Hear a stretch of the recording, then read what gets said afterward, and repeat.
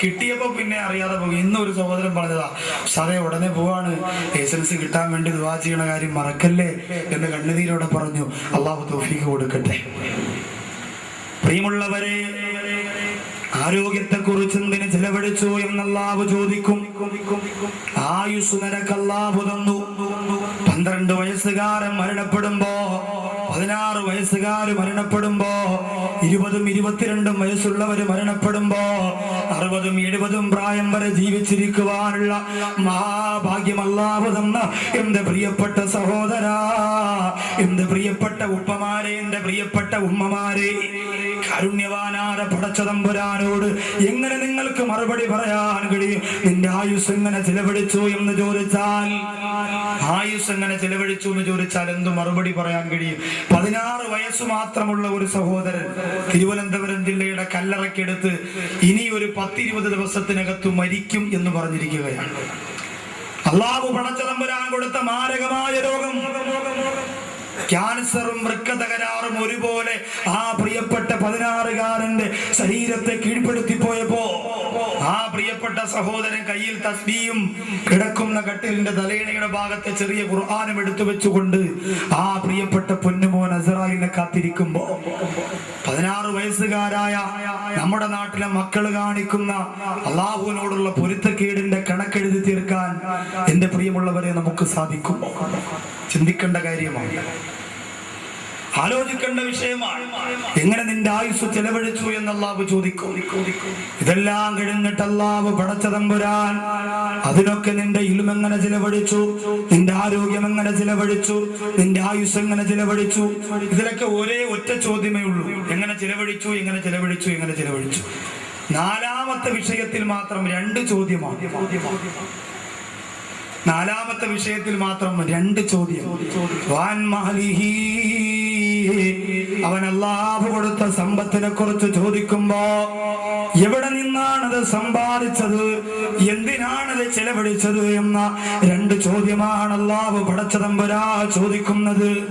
എവിടെ നിന്നാണ് സമ്പാദിച്ചത്, എന്തിനാണ് ചെലവഴിച്ചത്, 2 ചോദ്യമാണ്. 1ാമത്തെ ചോദ്യം എവിടെ നിന്ന് സമ്പാദിച്ചു.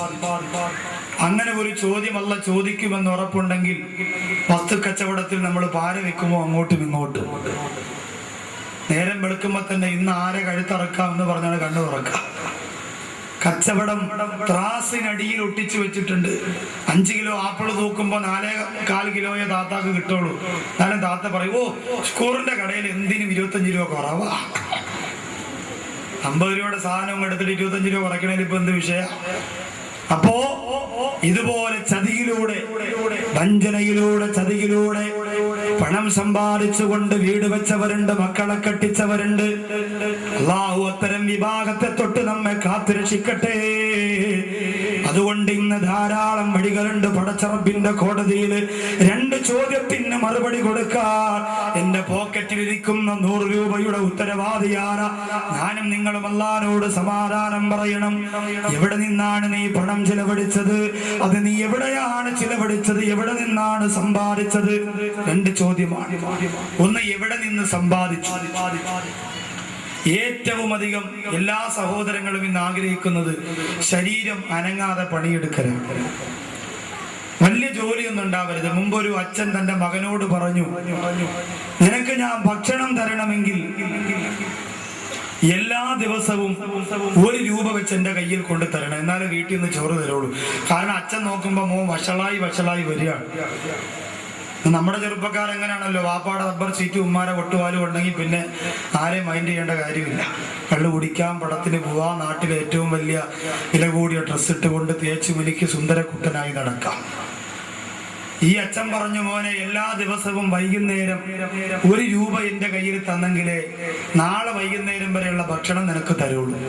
വീട്ടിൽ കിടക്കാനും പറ്റുള്ളൂ. കൊച്ചുകുട്ടി അവൻ പേടിച്ചു പോയി. 1ാമത്തെ ദിവസം അവൻ നേരെ അമ്മൂമ്മയുടെ അടുത്ത് ചെന്നു. അമ്മൂമ്മേ സുഖമാണോ എന്ന് പറഞ്ഞ് 2 പാക്കുമ്പറ്റൊക്കെ ഇടിച്ചു കൊടുത്ത് അമ്മൂമ്മായി സോപ്പിട്ട് മുതുവൊക്കെ തടവി കൊടുത്തിട്ട് പറഞ്ഞു, 1 രൂപ എനിക്ക് തരണം കേട്ടോ. അങ്ങനെ അമ്മൂമ്മ 1 രൂപ കൊടുത്തു. അതുകൊണ്ട് വീട്ടിൽ ചെന്നപ്പോ അച്ഛൻ പറഞ്ഞു, 1 രൂപ കിട്ടിയോ? കിട്ടി. എവിടെ നിന്ന് കിട്ടിയെന്നൊന്നും അച്ഛൻ ചോദിച്ചില്ല. അച്ഛൻ കൊണ്ടുവരാൻ പറഞ്ഞു, അവൻ കൊണ്ടുവന്നു. അച്ഛൻ പറഞ്ഞു, അത് കൊണ്ടുപോയി കിണറ്റിലിടാൻ പറഞ്ഞു. അതുകൊണ്ട് പോയി കിണറ്റിലിടാൻ പറഞ്ഞു. മോൻ ചോദിച്ചു അതെന്തിനാ? അച്ഛൻ പറഞ്ഞു അത് കുറച്ച് കഴിയുമ്പോൾ പൊടിച്ച് കയറി വരും, അപ്പൊ നമുക്ക് അച്ഛനും അമ്മയ്ക്കും കൂടെ ഒരുമിച്ച് തൊട്ടിയിട്ട് കിണറ്റിന്ന് പൈസ ഇങ്ങനെ കോരിയെടുക്കാന്ന്. അങ്ങനെ മകൻ 1 രൂപ കൊണ്ട് കിണറ്റിയിട്ടു. 2ാമത്തെ ദിവസം 1 രൂപ വേണമല്ലോ. അമ്മമ്മയ്ക്ക് പോയി പാക്കുമറ്റ ഇടിച്ചു കൊടുത്തപ്പോ അമ്മമ്മ പറഞ്ഞു ഇന്ന് മോൻ പാക്കുമറ്റ ഇടിക്കണ്ട, എനിക്കറിയാം എന്തിനാ ഇടിക്കണേന്ന്, 1 രൂപ വാങ്ങാനല്ലേ. അമ്മമ്മക്ക് ഇനി തരാനില്ല. നേരെ അപ്പൂപ്പന്റെ അടുത്ത് പോയി കാലൊക്കെ തടഞ്ഞു കൊടുത്ത് അപ്പൂപ്പോ ഇരിക്കാറായല്ലോ ആണോ എന്നൊക്കെ ചോദിച്ച് അപ്പൂപ്പന്റെ വൈകുന്നേരം ആ 1 രൂപ വാങ്ങിച്ചു. നേരെ ആ 1 രൂപയും കൊണ്ട് അച്ഛന്റെ അടുത്ത് ചെന്നപ്പോ അച്ഛൻ പറഞ്ഞു കിണറ്റിക്കൊണ്ടിടാ.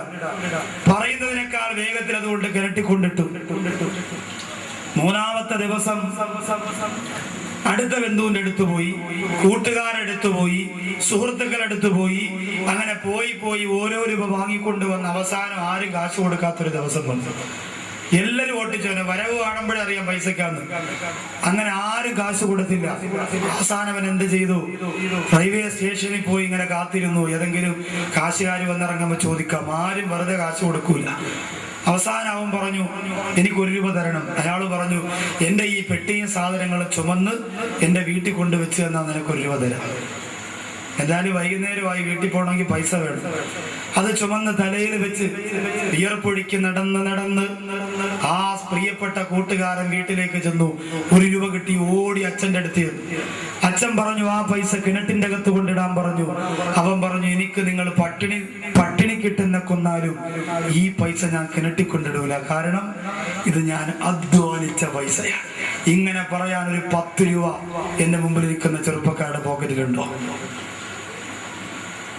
ഇങ്ങനെ പറയാനുണ്ടെങ്കിൽ ഉമ്മാക്ക് കൊടുക്കാൻ, വാപ്പാക്ക് കൊടുക്കാൻ, മക്കൾക്ക് കൊടുക്കാൻ, കൂട്ടുകാർക്ക് കൊടുക്കാൻ, പാവപ്പെട്ട യതീമക്കളുടെ കല്യാണത്തിന് കൊടുക്കാൻ, ഞാൻ എന്റെ ജീവിതത്തിൽ ഏറ്റവും അധികം കഷ്ടപ്പെട്ടിട്ടുണ്ടാക്കിയ പൈസയാ ഇതെന്ന് പറഞ്ഞുകൊണ്ട് കൊടുക്കുന്ന കാശുണ്ടല്ലോ, ആ കാശിന് അല്ലാഹുവിന്റെ മുമ്പ് കിട്ടുന്ന പ്രതിഫലം വളരെ വലുതാണ്. എന്റെ പ്രിയപ്പെട്ട സഹോദരങ്ങളെ, അല്ലാഹു അങ്ങനെ സമ്പാദിക്കാനും കഷ്ടപ്പെടാനുമുള്ള തൗഫീഖ് അല്ലാഹു നമുക്ക് തരട്ടെ. അതുകൊണ്ടാണ് പലിശ വളർന്നത്. കഷ്ടപ്പെടാൻ ആഗ്രഹമില്ലാത്ത ചെറുപ്പക്കാരാണ് പലിശയെ വളർത്തിക്കൊണ്ടുവന്നത്. പലിശ ഇന്ന് വളരെ സജീവമാണ്. വടക്കു ഭാഗത്തൊക്കെ ചെന്നാല് ഉമ്മമാര് ഏറ്റവും നല്ല പലിശക്കാരാണ്. എന്തെങ്കിലും പൈസ കെട്ടിവെച്ചിരിക്കും. 50,000 രൂപ വരെ മുന്തിക്കെട്ടടിച്ചാൽ ഉമ്മാമാടെ മുന്തിന്ന് കിട്ടും. നമ്മുടെ നാട്ടിലുള്ള ഉമ്മാമാടെ മുന്തിക്കെട്ടടിച്ചാൽ ഷുഗറിന്റെയും പ്രഷറിന്റെയും ഗുളിക മാത്രമേ കിട്ടുള്ളൂ. ആ ഗുളിക ബ്ലാക്കിൽ വിറ്റാൽ ചിലപ്പോൾ 1 ലക്ഷം രൂപ കിട്ടും. അത്ര കിട്ടുള്ളൂ. സ്ത്രീകൾ പോലും ഏറ്റവും അധികം പലിശ കൊടുക്കുന്നവരായി മാറി. നമ്മുടെ നാട്ടിൽ നിന്ന് പലിശയുമായി ബന്ധപ്പെടാത്തവരാരാ ഉള്ളത്? ഒരു കച്ചവടം നടത്തി നല്ലതുപോലെ മുമ്പോട്ട് പോവുകയാണ്. അപ്പൊ അനുജൻ ജ്യേഷ്ഠനോട് പറയും ഇക്ക ഇങ്ങനെ പോയാൽ ഇപ്പൊ തന്നെ നമുക്ക് ഒരു മാസം ഒരു 25,000 രൂപ ലാഭം കിട്ടുന്നുണ്ട്. അങ്ങനെയാണെങ്കിൽ നമുക്ക് ബിസിനസ് ഒന്ന് ഡെവലപ്പ് ചെയ്താൽ ഒരു മാസം 1 ലക്ഷം രൂപ ലാഭം കിട്ടുന്ന രീതിയിലാക്കിയാലോ. അതിന് കാശ് വേണ്ടേ? 10 ലക്ഷം രൂപ പലിശക്ക് എടുക്കണം. ഒരാവശ്യമില്ല അവനെടുക്കാൻ. ഇപ്പൊ തന്നെ മാന്യമായ രീതിയിൽ സാമ്പത്തികമുണ്ട്. എന്നാലും നാട്ടിലെ ഏറ്റവും വലിയ പലിശക്കാരന്റെ മുമ്പ് പോയിട്ട് 10 ലക്ഷം രൂപ ബ്ലേഡിന് പകരമായി എടുത്തുകൊണ്ട് വന്നിട്ട് ആ കച്ചവടം തുടങ്ങുമ്പോ ഇന്നല്ലാഹ യുർബി സ്വദഖാ വയുമികുല്ലാഹു റിബാ വയുർബി സ്വദഖാ. അല്ലാഹു പടച്ച തമ്പുരാൻ ഹറാമായ രീതിയിലൂടെ പലിശ കൊണ്ടാര് കച്ചവടം തുടങ്ങുന്നുവോ, പലിശയുമായി ബന്ധപ്പെട്ട് ആരൊക്കെ ലോകത്ത് എത്ര വെട്ടിപ്പിടിക്കാമെന്ന് തീരുമാനിക്കുന്നുവോ അവരെ അല്ലാഹു നശിപ്പിക്കുന്നതാ, അവരെ അല്ലാഹു തകർക്കുന്നതാ. വയുർബി സ്വദഖാ. കിട്ടുന്നത് 10 രൂപയാണ് ലാഭമുള്ളതെങ്കിൽ ആ 10 രൂപ സ്വതക്ക കൊടുക്കുന്നവന് അല്ലാഹുവിന്റെ കച്ചവടത്തിന് വളർച്ച കൊടുക്കുന്നതാ, അവന്റെ ജീവിതത്തിൽ അല്ലാഹു ഉയർച്ച കൊടുക്കുന്നതാ. എല്ലാ നിലയിലും അല്ലാഹു ഉന്നതമായ പദവികളിലേക്ക് അവരെ എത്തിക്കുന്നതാ. അതുകൊണ്ട് പെട്ടെന്നൊരു പലിശയിലേക്ക് നമ്മൾ എടുത്ത് ചാടരുത്.